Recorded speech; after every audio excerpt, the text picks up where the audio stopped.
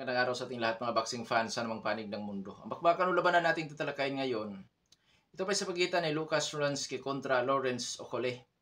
Fight schedule Mayo 24, 2024. Nagaganapin po sa Halanapad Promeo Arciso. Hindi ko alam ano bansa ito. Sa bakbakan ito, tayo po'y maghahayag ng sarili nating fight prediction, comparison at analysis. Na kung saan, doon po lamang sa ating gagawing comparison, malaki po ang posibilidad na makakakuha kayo ng idea kung sino ang papaboran nyo sa panalo dito po sa naturang bakbakan. Dahil detalyado ang inyong malalaman kung paano naging dihado, naging yamado ang magkabilang panig. Bagamat sa channel na ito, tayo po ay naghahayag ng sarili nating fight prediction. Mga Lods, marapat na inyong panoorin ang buong video, lalo na sa fight analysis at comparison.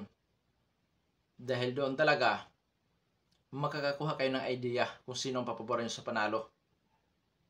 Dahil maaari na dito sa ating gagawing comparison at fight analysis, iba ang prediction. Bakit naman na iba ang prediction ko yung sports? Dahil ang prediction pwedeng tama, pwede ring mali. Tandaan natin, this is boxing, anything can happen.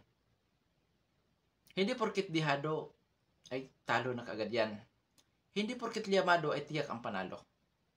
Marami na nangyayari dyan, mga Lods, na liyamado sa halos sa lahat. Pero nakatikim pa rin ng talo. Marami.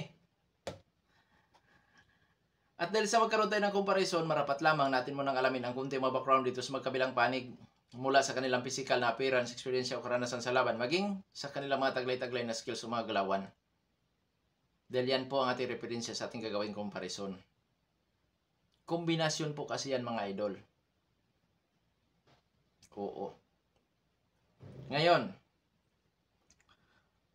bago natin simulan, para po sa mga boxing fans na bago pa po lamang napadpad dito sa ating munting channel, inanyahan ko po kayo na sana supportan po niyo sa pamamagitan po ng pag-subscribe, like, and share. At para po sa mga boxing fans na walang sawa na sumuport at sumubaybay dito sa ating munting channel, tapos puso po ako nagpapasalamat sa inyong lahat. Wala po nung sports page kung wala rin po kayo mga idol. Salamat po. Kaya naman, simulan na natin. Alamin na natin ang mga background dito sa magkabilang panig at unahan natin sa panig ni Lawrence Okolie. Bilang isang professional boxer, may impresyon mong kartada po itong si Okolie. 19 wins with 14 wins coming by way of knockout. May isang talo, ngunit wala pa nalang tabla. May edad na 31 anyos, height 6 foot and 5 inches, reach 82.5 inches, orthodox ang kanyang stance, knockout ratio 73.68%. Last fight nitong si Okolie, May 27, 2023. Nakasagupan nitong si Chris William Smith. Talo itong si Okolie sa pamamagitan ng majority decision na agaw ang kanyang hawak-hawak na titulo, na kung saan ito po ay ang WBO World Cruiserweight title. Karanasan o experience ni Lawrence Okolie, dating world champion po ito. Nag-world champion ito noong 2021, matapos yung talunin si Krzysztof Glowacki. At pagkatapos noon, mga Lods, nagkaroon siya ng 3 pagdidipinsa sa kanyang titulo. Sa pang-apat, doon na siya nakatikim ng talo sa mga kamay po ni William Smith. Sa skill sa taglay-taglay ni Lawrence Okolie, mga Lods, outboxer ito. Sa madaling salita, epektibo siya sa long range na suntukan. Pressure fighter style, lumalaban din sa tututo at may defensive style. Sa kanyang paglaban sa tututo, yan nakayakap ito, tapos sabay suntok sa kalaban sa bayan sila. Ibang klase nga ito, mga Lods. Nasabi ko itong outboxer dahil nakita ko na kung saan doon siya epektibo. Kaso pagka nalanganin ito, mga Lods, mahilig ito sabay yapos, yakap, dahil hirap ito sa close range na suntukan. Taglay nito ang power, timing at accuracy. Pagdating sa depensa, maraming bota sa depensa. Ito pong si Lawrence Okolie. Ngayon, sa panig naman itong si Lucas Rolansky. Bilang sa professional boxer, may impresyon mong kartada din po ang boksingerong ito. 15 wins with 14 wins coming by way of knockout undefeated. May estimate na edad, 37 o 38 anyos. Height, 6 foot and 1 inches. Reach, 74 inches. Orthodox ang kanyang stance. Knockout ratio, 93.33%. Last fight, April 22, 2023. Si Alin Babik po ang kanyang nakatunggali. Panalo itong si Rolansky by first round technical knockout. Karanasan, eksperyensya nitong si si Lucas Rolansky, mga idol, ang pinakamatinding na kalaban nito, si Alin Babic, si Albert Susnoki, at si Iswagi Ugono, na kung saan may mga magagandang kartada po yan, yung kanyang mga nakatunggali. At sa skills itong si Lucas Rolansky, boxer puncher, pressure fighter style, defensive style, o malaban sa buran, tututuro bakbakan, may defensive style, may counter punching style. Taglay nito ang hand speed, may pagka-agresibo ito, volume puncher, taglay ang power, timing at accuracy. Footwork na kaya panatili ang kanyang distansya sa kanyang mga kakalaban, footwork na kung saan ginagamit ang ring, in and out. Pagdating sa depensa, ang depensa nito, weaving, nakataas po ang kanyang mga kamay sa kanyang panga, nakakover, na kung saan kasama sa kanyang footwork, nagiging epektibo ang kanyang depensa. Pero may mga pagkakataon na sumusugod ito na bukas ang depensa na kung saan delikado sa counter. So may butas pa rin sa depensa itong si Lucas Rolansky. Ngayon mga Lods, dadako na tayo sa ating gagawing comparison. Unahin natin sa edad. 37, 38 anyos itong si Rolansky. Estimated po yan. Samantala itong si Lawrence Okolie, 31 anyos. So kalakasan ngayon ni Okolie, samantala itong kanyang makakatunggali na si Lucas Rolansky ay talagang nasa kanyang father time na, lipas sa prime. Disadvantage po yan para sa panig ni Rolansky. Ngayon, sa height, reach, power, kung sino po ang may advantage. Sa height, mas matangkad si Okolie ng 4 inches. At dito naman sa reach, mga idol, 8.5 inches ang diferensya. Lamang si Okolie. Ngunit sa power, bumawi po si Rolansky. Umabot po ng kautrasyon ni Rolansky sa 93.33%. Pero hindi magpapakampante itong si Rolansky sa power na taglay-taglay ni Okolie dahil umabot po sa 73.68%. Activity fights, pareho po na kulang-kulang 1 taon na hindi napapalaban. Si Rolansky talagang 1 taon na hindi napapalaban. I-detalye ko lang. Si Lawrence Okolie, kulang-kulang 1 taon po na hindi napapalaban. Last fight ito, May 27, 2023. So, ang laban niya, May 24, 2024. Samantala itong si Rolansky, last fight nito, April 22, 2023. So, 1 taon at 1 buwan, parang ganun po mga Lods, na hindi napapalaban si Rolansky. Delikado baka pinasok na ito sa tinatawag na ring rust. Pero hindi po sila magkakalayo. Kaya 50-50 po tayo dyan sa kanilang inactivity. Sa karanasan, lamang po talaga si Lawrence Okolie. Dahil naging ganap po siya na maging isang world champion at hindi lang po sa isang beses ito na world champion. Bagkos 4 o 5 beses na world champion itong si Lawrence Okolie. At may mga napanalunan na rin ito ng mga regional title bago na world champion. So, hindi po basta-basta. Lamang po sa experience si Okolie talaga. Sa skills naman, lamang po para sa akin, itong si Lucas Rolansky. Ngayon, sino ang liyamado? Marami pong ikinalamang si Lawrence Okolie. Una, bata. Pangalawa, height, reach, advantage. Kaya kung yan ay gagamitin talaga ni Okolie, hirapan itong si Rolansky. Kaso mga idol, hindi masyadong gumagamit sa height, reach itong si Okolie. Si Boyakap. Pero yung kanyang outboxer style mga idol, malimit na makapagpatama talaga yan. O 1-2 combination akap. Yun ang talaga malimit 1-2 combination akap. Kaya naging natuloy ang boring na boksingero itong si Lawrence Okolie. Ngayon,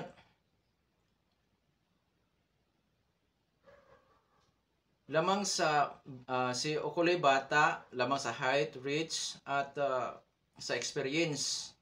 At yet, paano sa skills, may laban din ito. Si Rolansky, lamang sa power at lamang sa skills. So, mga Lods, lamang po talaga si Lawrence Okolie. Oo, may kalamangan po siya. Pero may laban po itong si Rolansky. Yung kanyang power at skills. Na sana nasa 100% ang body conditioning itong si Rolansky para makapag-perform ito ng maganda at higit sa lahat manalo sa laban. Maging sa panig din ni Lawrence Okolie. Sana na pag-aralan niya na gamitin ang kanyang height, reach advantage. Dahil pagka ginamit niya yan, tiyak hirap si Rolanski mga lods. O kung gagamitin talaga ng taga-United Kingdom na si Lawrence Okoli ang kanyang height, reach. Kasi combination po yan sa kanyang skills at power mga lods. Ngayon, dadako na tayo sa official prediction natin. Official prediction ng Dong Sports PH. So tingin ko for the first time yata akong kakampi dito sa dihado sa laban Kasi ang prediction ko dyan mga lods, Lucas Rolanski by technical knockout. Pinakamatagal ang 6 rounds. Mula first round hanggang 6 rounds, Lucas Rolanski. Dahil pagka lumagpas po yan, delikadong siya naman ang makatikip po ng knockout. At posibleng matalo pa siya sa pamamagitan po ng puntusan. Bakit? Dahil itong si Lucas Rolanski, mga lods, hindi sanay sa pangmatagalang laban. Idagdag pa natin ang inactivity at edad, which is 37 anyos or 38 anyos. Ang tao kasi pagka nagkaroon ng edad, mga lods, lalo na hindi matagal itong hindi napapalaban, delikado. Baka doon pa umiral ang katandaan nito sa araw at oras ng bakbakan. At kung wala man siyang, kung hindi man siya apektado sa father time, baka naman siya pinasok sa tinatawag natin na ring rust. Pagka ang isang atleta po pinasok sa tinatawag natin na ring rust, delikado. Apektado po ang galawan, power at stamina.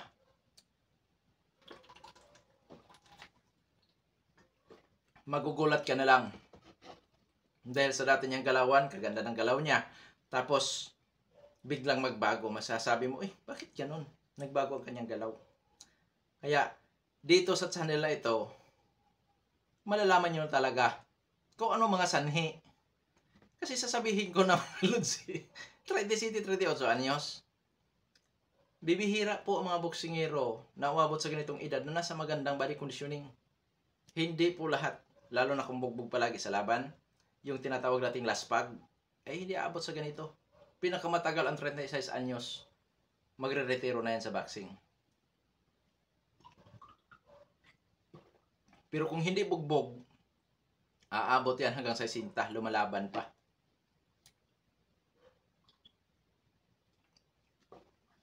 Oo, mayroong mga boksingero na ganun. Matindi ang training, pag-iingat sa sarili. Which is hindi natin alam kung nag-iingat pa sa sarili itong si Lucas Rolanski, mga lods. Pero ganun pa man, mas pabor ako sa kanya na siya manalo. Dahil sa kanyang skills, lalo na yung kanyang hand speed, na kung saan posibleng makapagpatama yan, at simple na napakataas ang kanyang knockout ratio. Pero dito mga lods, uulitin ko lang dihado si Lucas Rolanski dito. Siya po ang dihado. 37 o 38 anyos, logi sa height at reach, power lang mayroon siya at skills. Samantala itong kanyang makakalaban, kahit papaano may skills ito, lamang sa karanasan, bata, lamang sa height and reach, at higit sa lahat may power din po na ibubuga.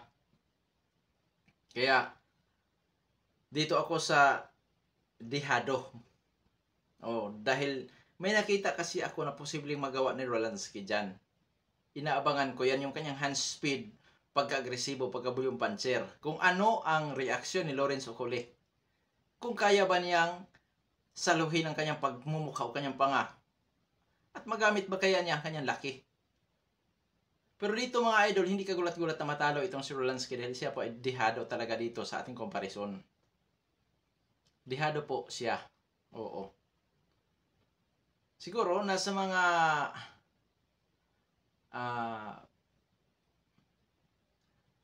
57, 48, parang ganyan. Oo. 55-45. Hindi. 55-45.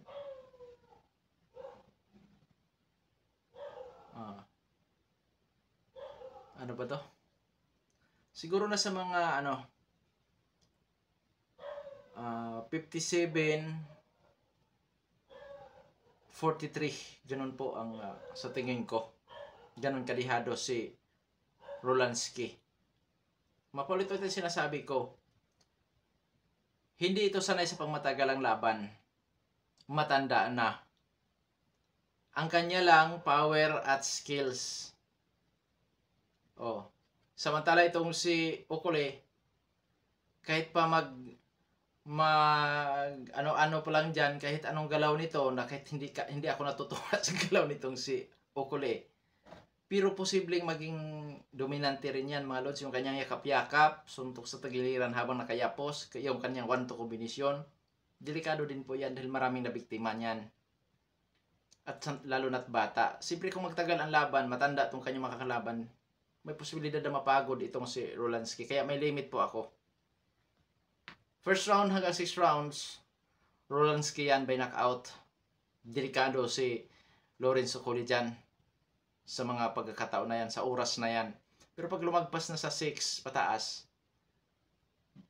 may posibilidad na makabawi si Okole. Baka mapabagsak pa nga niya, mapa-knock-out itong si Rolansky dahil posibleng mapapagod na ito sa later rounds dahil una, hindi sanay at pangalawa, matanda. Dagdag pa natin inactive. Kaya mga lods, nasa inyo ang hatol o pasya kung kanino kayo, sa Liamado o sa Dihado. Hanggang dito na lamang, ito Panong Sports Tweets. Maraming salamat po.